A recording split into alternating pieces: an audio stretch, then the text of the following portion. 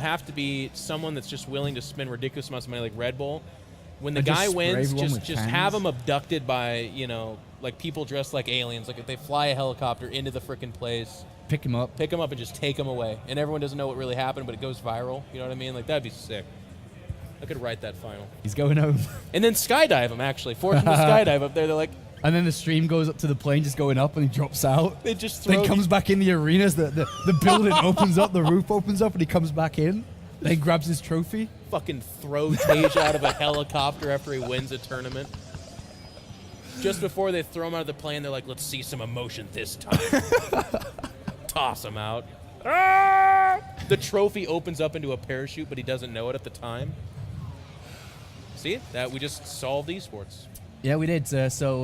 Next event, Red Bull Battlegrounds, you know what to do. Yeah. Up here in the top right, left, where are we going with this? Top left, we do have, of course, Liquid Hero as the Blue Protoss player. The two-time DreamHack Winter champion, looking for his third title here. And they have his opponent up here, looking for his first StarCraft 2 big title. And that is, of course, EG's Jaedong. Hero looking to run it back, to use some of the verbiage of my brothers from different mothers, fighting game community. Trailing 0-1 to begin, not to be intimidated. Scores a big victory in game number 2 in convincing fashion. Here in game number 3 on Whirlwind, this is either like an awesome map and we're in for a real treat, really fun game, or it's going to be... I mean, if you're a Zerg, you're feeling pretty good. It's not a super Zerg map. I don't want to make it seem like Hero feels like he has no chance, but I'd be very surprised if he pushes it into the mega late game. I feel like there should be some kind of 2-base timing. Yeah, there very well could be here. But I'm looking at Jaedong now, and through all the games that he's played against Protoss players, through playing against all these gateway expands, he kind of understands, you know, how to play decent mind games, how to predict what his opponent's going to do, and then kind of do the best thing against it. And I think that is Jaedong there. Yep. He's with his Razer keyboard, he's playing there. But he's gone 3 hatcheries where I was just trying to get towards. Before spawning pool, it's the best opener against what we're seeing here from Liquid Hero. But to be honest, and I guess to be fair to Liquid Hero, he did rush out his Nexus a little bit faster than usual, which does play towards his favor a little bit here as well.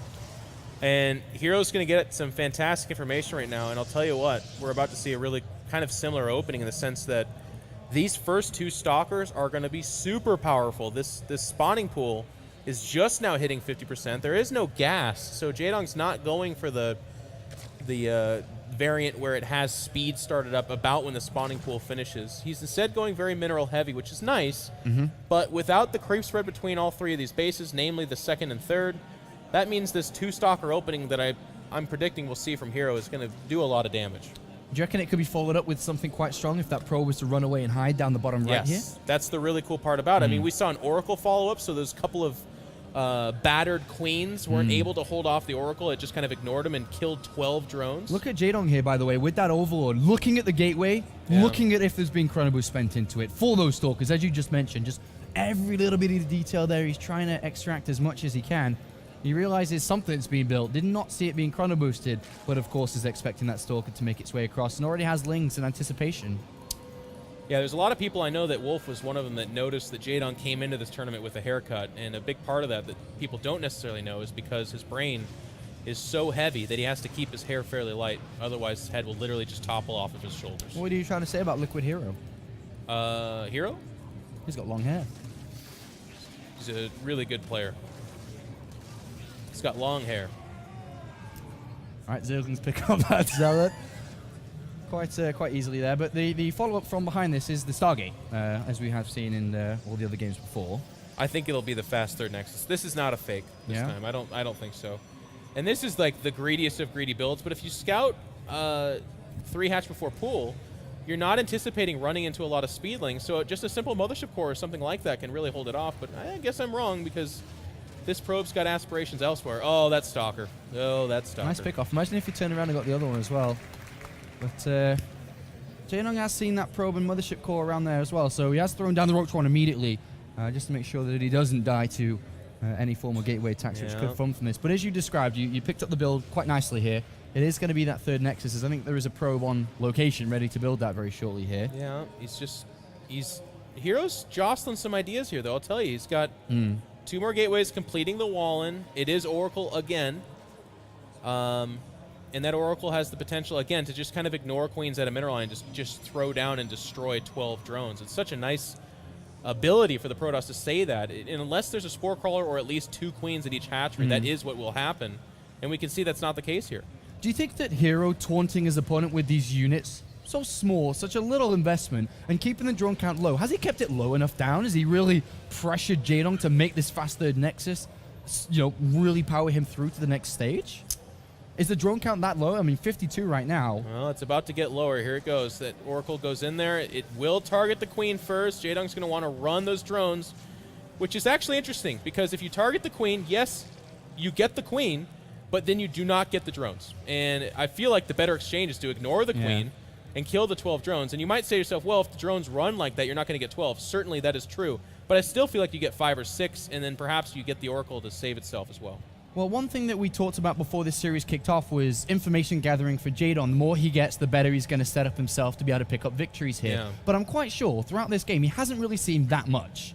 Has he seen the third Nexus? I don't think so. I'm not too sure he knows exactly what's going on here. So he is playing relatively blind, whether he's building units or if he's teching up now. And I think that's a bit of a problem for him here, because ideally you'd want to be getting ready to zip across the map to slow this down to kill it. But it's Hero that's controlling this with the Oracle. He's got a pylon down south. He's got Zealots where he could potentially counterattack towards that third. And I think Hero's played this out really well. Very intelligently, I'd like to say. He's being very aggressive. It's really interesting. He's going up to 3 Stargates, so he's going to go for that tech we've seen just really confound Jaedong over the year. Well, not, I guess just the year, yeah. He doesn't seem to really have the mentality to handle this tech. And we're going to see a lot of those Void Rays. It's 8 Hydralisks coming out. That's fine and good, but it's really like the 4th and 5th base, maybe a Nidus Swarm for Queens, followed up with Infestors, your own Spire, that kind of stuff that really determines whether or not the Zerg is good or not about handling that Stargate tech. I really think Hero's played one of the best games here that he's played so far in this tournament. Even though it looks so simple on basis, the threat, the pressure with minimal units, falling back on a third base, denying scouting, killing queens, just all these small things. And I think he may have bought himself enough time to defend this third base. But that's what we're actually going to have to find out now, because Jaedong's seen it, he knows it's there. But does Hero have enough to defend it is the big question. And with these double Stargates already finished up, I have a feeling he might be able to defend this easily. Well, yeah, it's looking to be. I mean, again, I always look at this and kind of doubt it, but then Void Rays build kind of freaking fast, and by the time you get there, there's like another 2, maybe 4, especially if you take your time. And it only takes a good 7 or 8 Void Rays to become nigh invincible against the Hydralisks, as long as there's force fields kind of severing the large pack from the smaller. And once you chew down those Hydralisks, they become much more manageable. And again, Jaedong, no 4th behind this. He is going Infestation Pit, but trying to make Infestors and Hydralisks a reality in any kind of meaningful number is a hard task to do off just 3 base economy. And that pylon down in the bottom right, it's going to cause Jaedong a problem. If he keeps waypointing over there to try to be aggressive, this pylon could actually really do damage towards his third. That's something to keep in mind. But we do have Jaedong moving over now. This is amazing. This timing's really weird. Hero's going for a recall attack with the Void Rays, maybe target down the lair or what have you. But as this is happening, Jaedong just happens to be here. He's going to have to recall back. The Mush, of course, trying to get up there. He will recall back. But Jaedong unknowingly just spared himself a lost main base. Yeah, that was, I guess, perfect timing there without really knowing about it for Jaedong, as you described. But here the Void Rays starting to do a lot of damage to these units, and they are doing damage. No. And now even some Phoenix coming out. I think that could be a scouting Phoenix. I'm not sure, but he does not see anything for no reason to make a Phoenix. Well, of course, he's always got to be scared of Jaedong's potential Mulo switch at any time. It's one of Jaedong's biggest strengths. And Hero, throughout the last 5 minutes, has got no information himself. But these Hydralisks, with a force field on the ramp 1 and 2, he's going to get 4 of them. Nice pick off there by Liquid really Hero. Nice force field from Hero. And he gets the 4th as well. Yeah, well, that's the first. The other one's about to complete. And we do see Hive is about to finish up for Jaedong. So it's going to be, I mean, I guess it's for Vipers, which is nice. You go ahead and abduct those Void Rays into your Hydralisk flaw. He's going to have 6 Infestors with Pathogen Glands. Again, that's the start.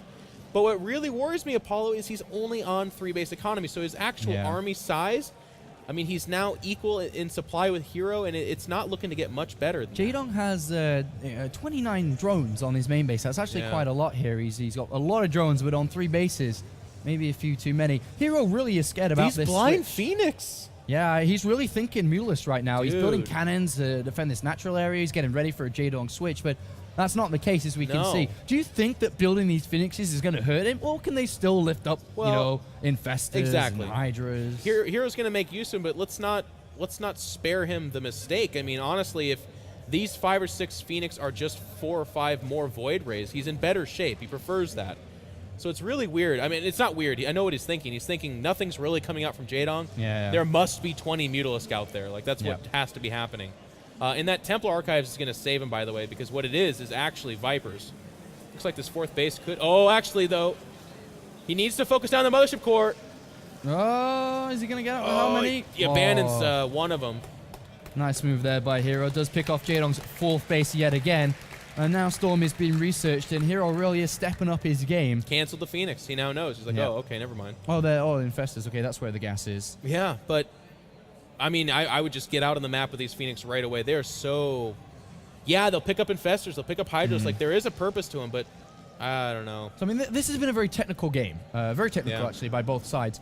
What does Jaedong need to do, if we're looking at Jaedong here, to really get back in the running for this game? He's at 200 supply, so he's not really out of it, but his composition does feel a bit soft against what we do see from Liquid Hero. He can't be attacking here. I mean, I know he's max. He should get rid of these Lings, but I feel like this fight is so dangerous for him. Here come the Phoenix. They're going to try to fly over the... Void Ray is doing so much damage, and yes, the Infestors are holding the Phoenix in place, but the damage is being done. Look at that army and how it's being retained by Hero. A good trade, though. Well, actually, Jaedong's... Never mind. He's just kind of trickling in too much stuff. I miscalled this. Look at that. 165 supply to 110. I was wrong. Jaedong pushes This is a fantastic trade. Here. He's got the Infestors intact behind this. I think it's only like... No, it's... Yeah. He was just missing Storm there, really, wasn't he? If he had that Storm upgrade, it would have been a completely different story, but it looks like Hero has been broken here. He just Very surprisingly, and I'm sure Hero's thinking, what the hell is going on? How did this happen? Well, he would have liked it if I was right. Like, yeah, you're right. This is not going great at all. No, Jaedong's crapped in on the 3rd. He's losing his 5th base behind this, but take the 5th base. He's got a 4th base. Yeah. Spire has finished. That's an invincible base. I mean, the big deal here is, as you said, without Storm, those Templar died. That was super expensive. The Void Ray count, it's at a fresh 3. 3 is no big deal at all. Void Rays are the snowball units. You need that 7, 8, 9, 10 count to really take on Hydros. With just 3 in a depleting main and natural, it's not looking good for Hero. I mean, to defend what happened there with that fight, I mean, did Jaedong really know he was going to hit right before Storm was ready? I mean, given 20 more seconds, I think that would have been a completely different fight there. And I think Jaedong, even to a certain extent, as you said, was trying to trade off some of these useless units which weren't going to be as helpful throughout the game. And I think he kind of got a little bit lucky with that attack because Hero was seconds away. It looked weird. The Phoenix picked up all the Infestors, but none of them were shooting the Infestors because they all picked up Infestors. So for a minute there was no Fungals coming down. I was looking at the front lines. Void Rays were killing like Ling Roach, which was deceiving because that wasn't the meaningful thing. And then when the Fungals came down and held the Void Rays in place, we all know they're glass cannons. They don't have the ability to withstand punishment. And certainly that was on display there. And this is lights out. This is the end of Hero as he moves out with minimal units. And Jaedong